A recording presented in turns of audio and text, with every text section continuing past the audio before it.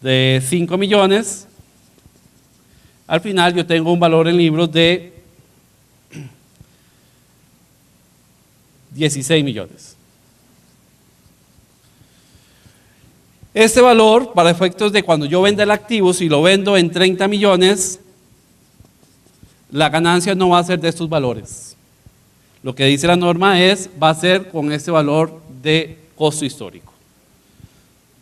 O sea, si yo vendo el terreno, el valor, la ganancia patrimonial no es de mi valor en libros conforme a la NIF, sino de mi valor histórico de adquisición inicial, o sea, con el millón. Entonces, todos esos ajustes de valor que se están dando a través de NIF, para efectos de determinar la ganancia gravable en la enajenación de activos, no es tomada en cuenta, básicamente. Eso, evidentemente, a largo plazo podría generar algún tema de impuestos importantes por activos que las entidades vayan teniendo y que esperan en algún momento liquidar o vender, básicamente. Deberá mantener la opción elegida por todo el plazo correspondiente al tiempo del bien permanezca en su patrimonio. O sea, si elegimos el ajuste de valor, pues lo mantendremos hasta el final y podríamos cambiar eventualmente la opción con algunos límites que reglamentariamente se establecerán. Entonces aquí la administración tributaria se arroga el derecho de definir cuándo puede cambiar esa metodología y cuándo no. No, disculpe, es que tenía una duda con respecto a la parte de terrenos, lo que son bienes inmuebles. Tenía entendido que cuando era bienes inmuebles y no era una actividad habitual de la entidad, eso no era gravable. Esto cambia. Con esto ya va a cambiar, cambia, sí, claro. Aquí la idea es ir teniendo ganancias de capital y vamos a tener una sección que se modifica sobre impuesto de renta sobre ganancias de capital inmobiliarias y de bienes muebles. Entonces se elimina el tema de que, sí, la discusión era de que si es un activo no depreciable, la ganancia fuera habitual o no, no estaba grabada. El esquema cambia. Ahora sí va a estar grabada ese tipo de rentas con un 15% eventualmente.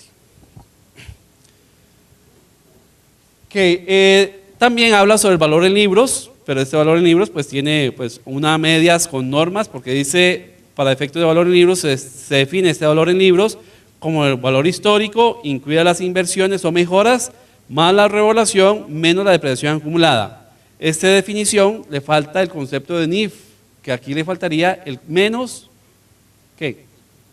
Deterioro acumulado. Entonces, ese es un concepto que habría que solicitar que se cambie para efectos de incorporarlo dentro de la normativa, porque le faltaría ese concepto que fue aceptado anteriormente. También habla sobre retiros de activos. Entonces, si damos de baja un activo, esta se da realizada la ganancia o la pérdida de capital y afectará la actividad en ese momento. Y a este efecto se entenderá como un valor de enajenación el valor de mercado del bien o derecho en ese momento. Entonces aquí combina dos situaciones. ¿Cuándo retiramos de libros el activo? ¿Cuándo qué?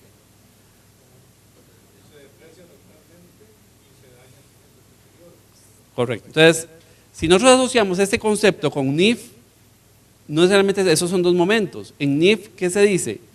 Yo retiro de activos de mi estado financiero cuando ¿qué? Cuando ya no espero obtener beneficios futuros.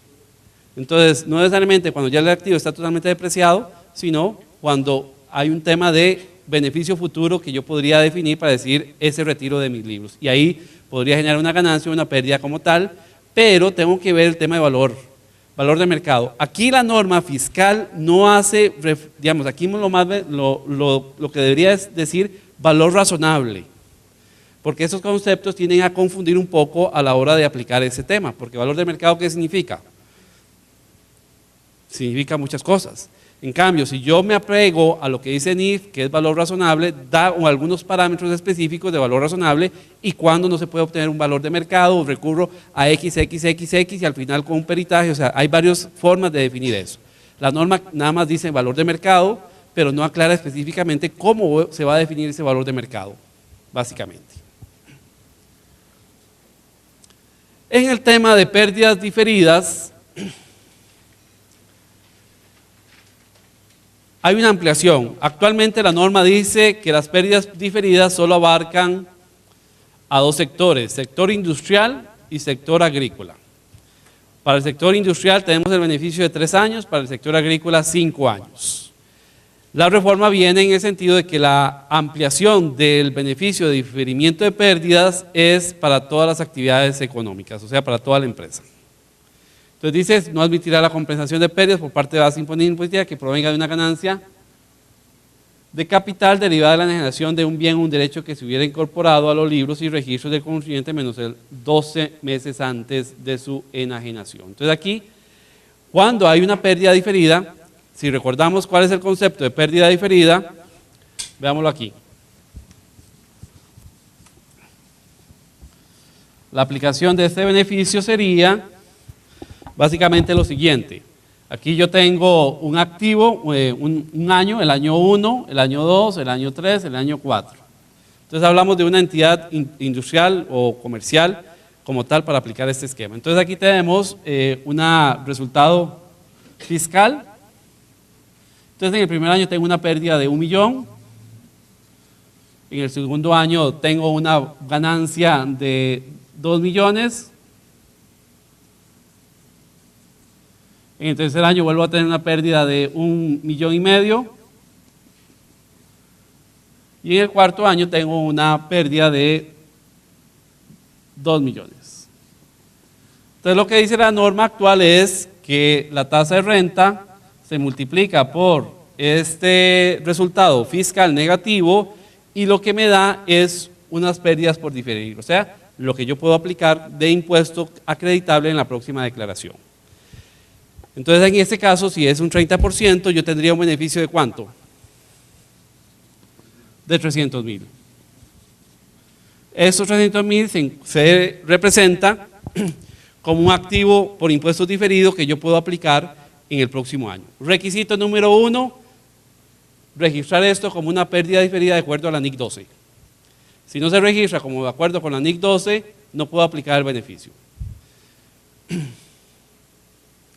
Ahora bien, lo que dice la norma es que estos 300,000 van a poder ser aplicados en el año 2 con la siguiente regla, es que si en el año 2 existe una ganancia de capital por la venta de un activo que fue adquirido en menos de 12 meses, no aplica ese beneficio para ese activo. O sea, si en el 2002 o en el 2001 compré un activo y valía 1 millón y lo vendo en el segundo año y esto tiene un valor de 10 millones, y tengo una diferencia de una ganancia de capital de 9 millones.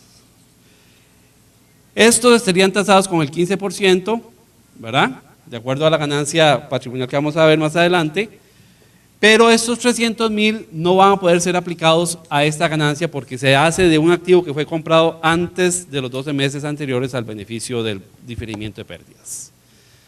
Esto implica, evidentemente, registros apropiados que yo pueda determinar cuándo fue comprado, cuándo fue vendido y cuándo fue realizada la ganancia como tal. Hay otro tema que se introduce como una limitación. En la actualidad, las donaciones como gasto, ¿verdad? No como deducción de renta, sino como gasto, no tienen límite. Porque es como gasto, es un escudo fiscal. No tienen límite. O sea, usted puede, si tiene 1,000 millones de utilidad, sobre eso le aplica el 30% y usted si quiere donar algo, lo puede donar, pero bajaría nada más la renta neta y al sobrante le aplicaría el impuesto. Entonces aquí, evidentemente eso tenía un costo. No tenía límite precisamente porque era un costo que asumía la entidad. Había que transferir esto. Pero se establece una limitación del 10% de renta calculada del contribuyente donante sin tomar en cuenta la donación. O sea, si yo tengo una renta neta de 1,000 millones, lo más que puedo regalar o donar son 100 millones. ¿Por qué existe esa regla? ¿O por qué se está introduciendo esa regla? Porque existen fundaciones en donde las sociedades donan a estas fundaciones, en donde no hay mayor control de las fundaciones y en donde dicha fundación a veces hay familiares de las empresas que están donando y